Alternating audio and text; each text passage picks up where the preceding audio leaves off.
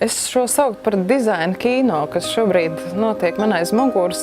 Tā ir jauna izstāde, ko Nodibinājums Rīga 2014 sūtīs cauri mūsu vēstniecībām visur pasaulē, lai stāstītu par to, kas ir Rīga, kāda šeit interesanti cilvēki dzīvo, kādas interesantas vietas un ko te var redzēt.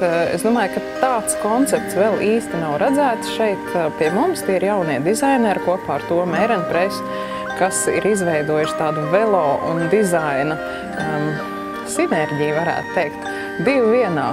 Tas ir gan velo aparāts, mehānisms, gan pat izstāde un jaunais dizains. Mēs arī domājam, kā par Rīgu pastāstīt jaunā veidā. Un šķiet, ka paši cilvēki to var izdarīt vislabāk. Šeit ir iekšā rīdzinieki, kas stāsta par savu pilsētu un par tām vietām, kas viņiem svarīgas. Tur ir gan radošie kvartāli, gan, protams, operas nams, gan Dzēgušu kalns. Tur ir visas tās vietas, kas padara Rīgu par to Rīgu, kāda mums katram tā ikdienā rādās, tā mīļā, skaistā, šarmantā, jancīgā Rīga, dažādā Rīga. Jebkurš var uzkāpt uz šī Toma Ehrenpreisa riteņa un darbināt šo mehānismu, un tad jūs redzat, jūs priekšā slīd, garām jūsu acīm slīd Rīgas ainas, Rīgas iedzīvotāji, tas, ko viņi stāsta par Rīgu, un jūs varat arī nekāpt uz tā riteni, ja jums ir svārki pa šauru vai kā.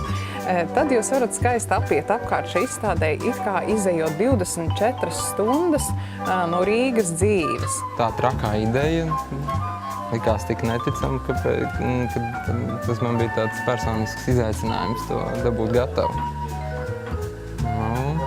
Tas kā kustības tāds ģenerators arī. Visi šai kustībai šo izstādi iegriež ritenis, teiksim tā. Viņai ir iespēja, ka viņš griežas pastāvīgi, bet tā pamatdoma ir, ka to visu iegriež ritenis, un tad riteni izbrauc caur šim stāstam. Divi riteni. Katrai lietai jābūt nostrādātai, lai viņš izskatītos tik vienkārši, cik viņš patiesībā ir sarežģīts.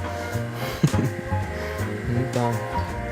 Velo ceļš uz Rīgu 2014 ir ļoti svarīgs, jo mēs arī strādājam ar pašu velo. Mēs ļoti ceram, ka līdz 14 gadam velo satiksmes jomā Rīgā būs uzlabojumi, jo, protams, kā kultūra mūsu izpratnē, tā ir ļoti plašā izpratnē kultūra. Tā ir arī velo kultūra, tie ir mūsu cilvēki, tas ir tā mūsu cilvēciskā satiksme, kā mēs viens ar otru sarunājamies. Un šajā gadījumā šīs izstādes sakarā mēs sarunājamies rīdzinieki ar citu pasaules pilsētu iedzīvotājiem. Un pirmo reizi šī izstāde tiks izrādīta uzreiz jau Romā.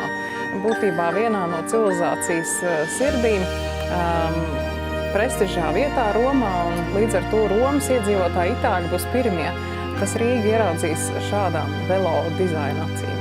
Un tas viss notiek mūsu pilsētā, kur vasarās ir ļoti ilgs saulriets, un arī, piemēram, Andris Bērziņš, kurš pašreiz attīst visu šo startup kultūru pa jauniem uzņēmumiem, kas skatās uz globāli, kā mēs varam pozicionēt un aizsniegt un aizsākt dažādus biznesus, lai darbotos visā pasaulē.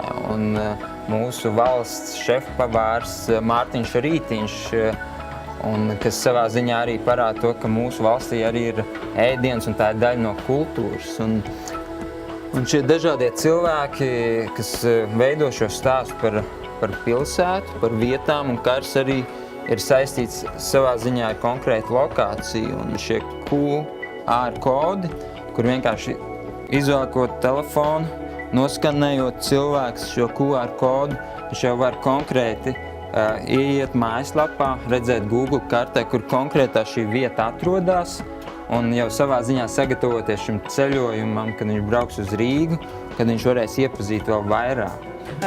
Itāļi būs pirmie, kas to redzēs, bet pēc tam mums arī ir rindas kārtībā nāks citas vēstniecības un citas Eiropas un pasaules valstis. Ļoti iespējams, ka arī jūnijā dosies šīs izstāde uz Beļģiju, uz Monsas pilsētu, kur savukārt 2015. gadā būs Eiropas kultūras galvaspilsēta.